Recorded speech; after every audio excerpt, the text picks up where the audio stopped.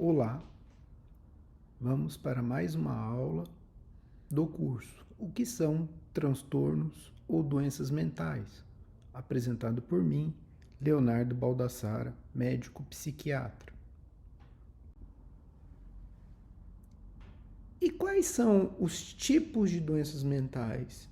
Também falei em outra aula. Temos aí ao redor de 150 a 300 diagnósticos diferentes, de gravidades diferentes.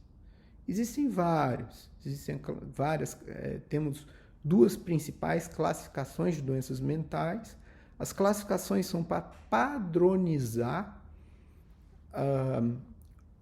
os diagnósticos e evitar que no mundo cada um faça um diagnóstico diferente ou use terminologias diferentes. Os mais usados são a CID-10, que agora está passando para a sua 11ª versão, a CID-11, e a classificação americana, o DSM, que também já está na sua 5ª edição. E todas essas classificações, elas têm diversos tipos.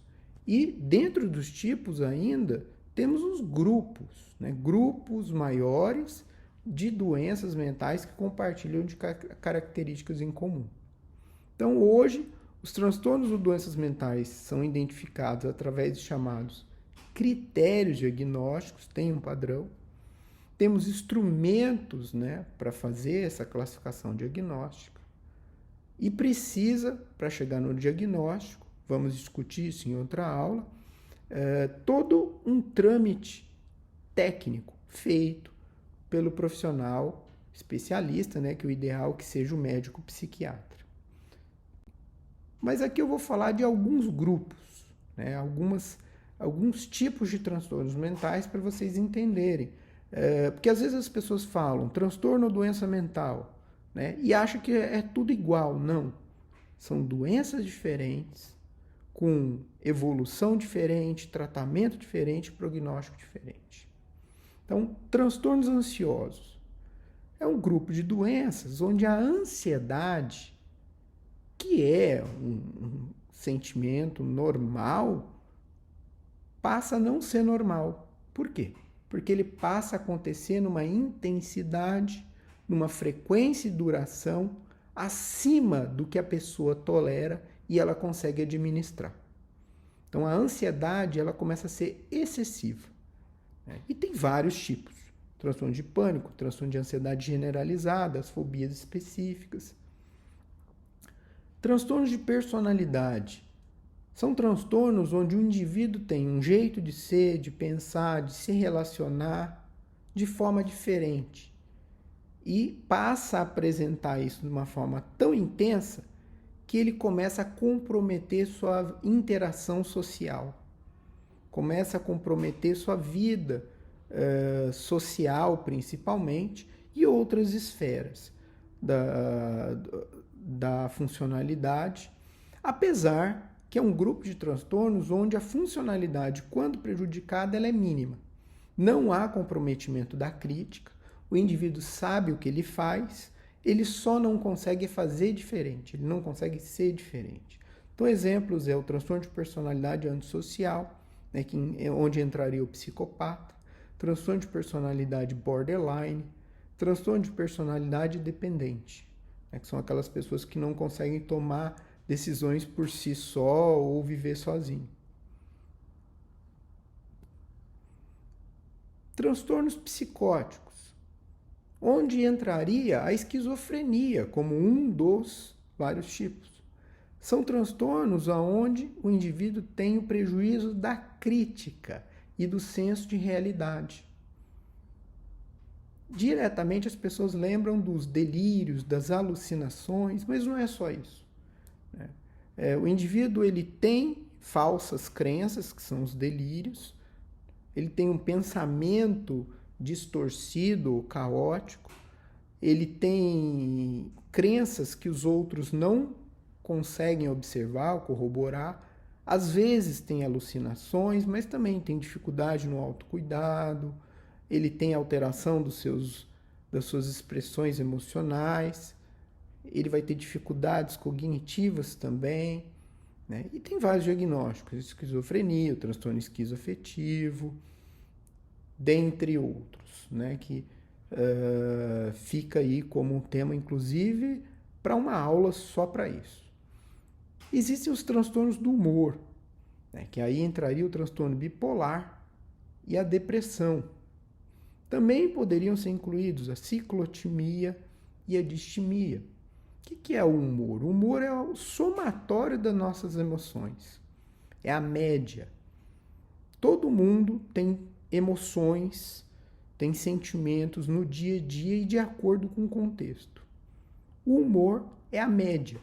Você tem, por exemplo, uma notícia, você vai ficar feliz ou triste com essa notícia, mas depois você volta para um basal. Esse basal é o humor. Então, são transtornos que fazem com que essa pessoa tenha uma alteração do humor, ou muito para baixo, que é a depressão, ou exagerado, né, exaltado, que seria a mania, mas tem uma durabilidade, não é algo reativo que muda toda hora de acordo só com o ambiente. Existe o transtorno obsessivo compulsivo, ele é um diagnóstico, ele tem um grupo próprio, né?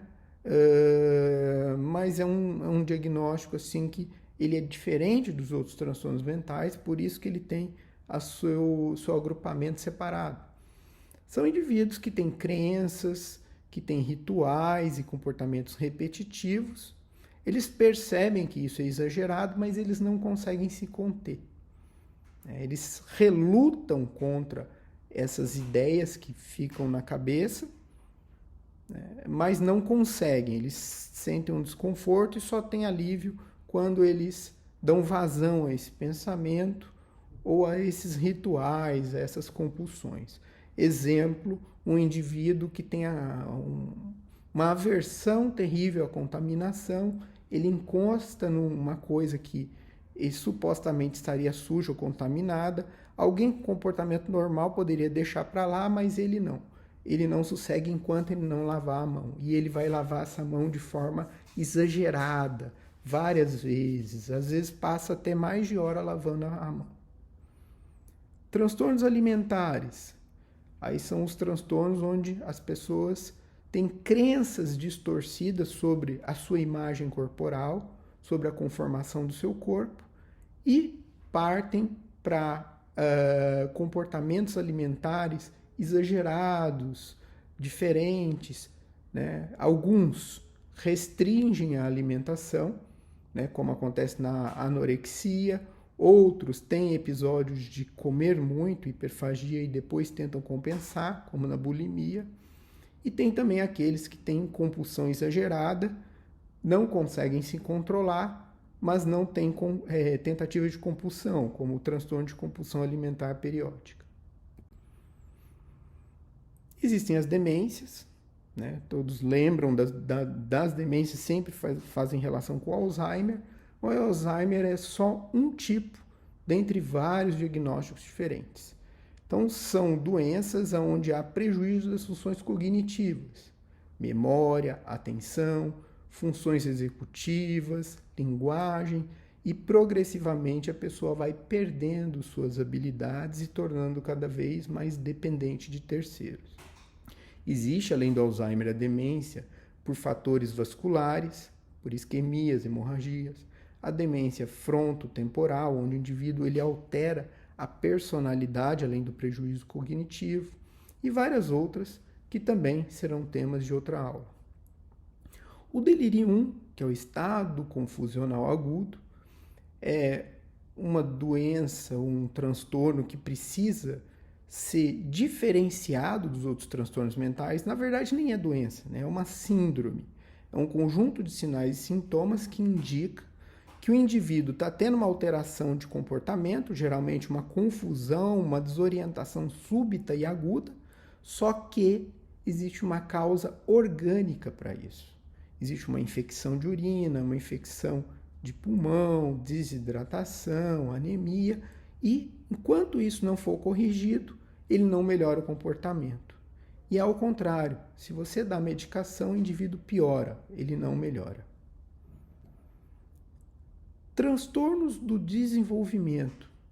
Então, são doenças onde o indivíduo tem o atraso do seu desenvolvimento, do seu aprendizado, do desenvolvimento da linguagem, do desenvolvimento da interação social.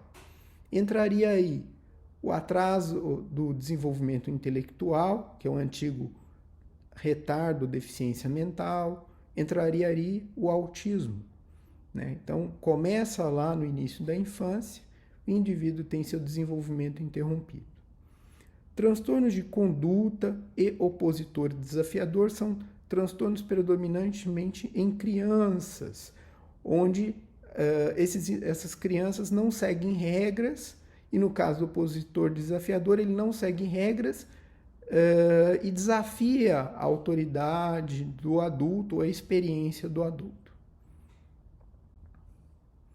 Transtornos do sono são indivíduos que têm dificuldade, né, em dormir, seja pela quantidade, insônia ou hipersonia, né, quantidade diminuída ou aumentada, ou pela qualidade, que acontece nos chamados parassonias, como sonambulismo, falar durante o sono, terror noturno, movimentar as pernas durante o sono. Existe um grupo muito grande de doenças do sono, e tão grande que chegou a virar uma especialidade. A psiquiatria cuida dos transtornos do sono, né, principalmente da parte dos transtornos do sono que acontece junto com outras doenças mentais, mas é uma especialidade hoje que você tem o médico do sono só para tratar essas condições. Existem os transtornos somatoformes, que são indivíduos que acreditam que tem algo errado com o seu corpo. Não estão psicóticos, não estão fora da realidade. Faz exames com frequência, mas não se encontra nada. E esses indivíduos ficam peregrinando de médico em médico, tentando achar algo que nenhum médico consegue comprovar pelo exame clínico ou exames complementares. E acaba sendo um problema, porque são pacientes que fazem exames e tratamentos desnecessários, são pacientes que acabam aumentando muito o custo dos planos e do sistema público de saúde. Transtornos dissociativos são condições temporárias onde o indivíduo passa por um fator estressor e depois ele apresenta sinais ou sintomas físicos, geralmente relacionados ao grupo neurológico, e que exame clínico, exames complementares, não conseguem encontrar nada. Passa um tempo, esse indivíduo melhora e fica muito bem. Nesses sintomas, o indivíduo às vezes tem paralisias, cegueiras, falsas crises convulsivas, só que ele não consegue se controlar. No transtorno somatoforme, o indivíduo acredita que tem uma doença. No transtorno dissociativo, ele passa por um estresse, o cérebro dele dissocia, perde a integração entre as diversas funções, mas a origem é emocional. E aí ele tem esses sintomas neurológicos, não se encontra nada no exame, posteriormente melhoram. Quando é recorrente, ele é tratado com psicoterapia, para a pessoa aprender a lidar com o estresse. Existem os transtornos relacionados ao estresse, aí são fatores estressores mais graves. A pessoa passa por um acidente, uma violência, um assalto, e depois disso passa a ter uma série de sintomas emocionais, ter pesadelos, relembrar o evento, evitar locais que lembrem o evento, ou que ele possa achar que vai acontecer de novo. Quando dura 30 dias, chamamos de reação aguda ao estresse. Passado 30 dias, é o transtorno do estresse pós-traumático. Aquele transtorno que é muito falado para os egressos de guerra, soldados que voltam da guerra, tem até vários filmes sobre isso, Mas ele também acontece em outros contextos, ainda mais no Brasil, um país muito violento, né? E também com muitos acidentes automobilísticos. A pessoa pode ter transtorno do estresse pós-traumático depois de um acidente de carro ou moto. E por fim, eu queria falar de um outro grupo que é muito importante, muito prevalente, que são os transtornos por uso de substâncias. São os transtornos ou doenças relacionadas ao uso de drogas. Falamos substâncias porque envolve as substâncias lícitas e ilícitas. E entram aí, né, aquelas que precisam ser adquiridas no meio ilegal, mas também medicações. E vocês podem ver que dentro desse grupo existem diversos diagnósticos, diversas possibilidades. O mais comum é a pessoa ter uma intoxicação aguda. O que é isso? A pessoa usa a substância numa quantidade além do que o corpo dela consegue metabolizar, administrar, ou seja, usa mais do que aguenta. E aí ela tem uma série de alterações comportamentais e alterações físicas. Passados os efeitos da substância, a pessoa fica bem. Se ela faz isso eventualmente, só uma orientação já é suficiente. Agora, se é recorrente, aí temos que considerar se não existe outro diagnóstico. Uso nocivo. O indivíduo usa, mas não usa a ponto de ser um dependente, usa eventualmente, mas toda vez que usa, ele tem um dano severo. Ele arruma briga na rua, ele bate o carro, ele dorme na rua, ou ele tem um problema físico, por exemplo, uma hepatite pela substância, pela droga, como uma hepatite alcoólica. Mas depois ele para de usar e fica muito tempo sem usar. Abstinência é quando o indivíduo já desenvolveu uma tolerância à substância, ele já é dependente, e quando ele para, ele tem um desconforto. No caso do álcool, por exemplo, o indivíduo passa a ter náuseas, vômitos, tremores, suor frio, que só melhoram com o retorno do uso da substância, da droga. Dependência é aquele indivíduo que, além da abstinência, ele tem uma compulsão pelo consumo da substância e prioriza ela em favor de tudo na vida. Ao invés de trabalhar, de estudar e tal, ele vai usar a droga. Essa é a dependência, tem mais critérios, mas só para entender que ela é diferente de intoxicação, é diferente do uso nocivo, né? E é diferente dos quadros induzidos, que aqui eu vou falar abaixo.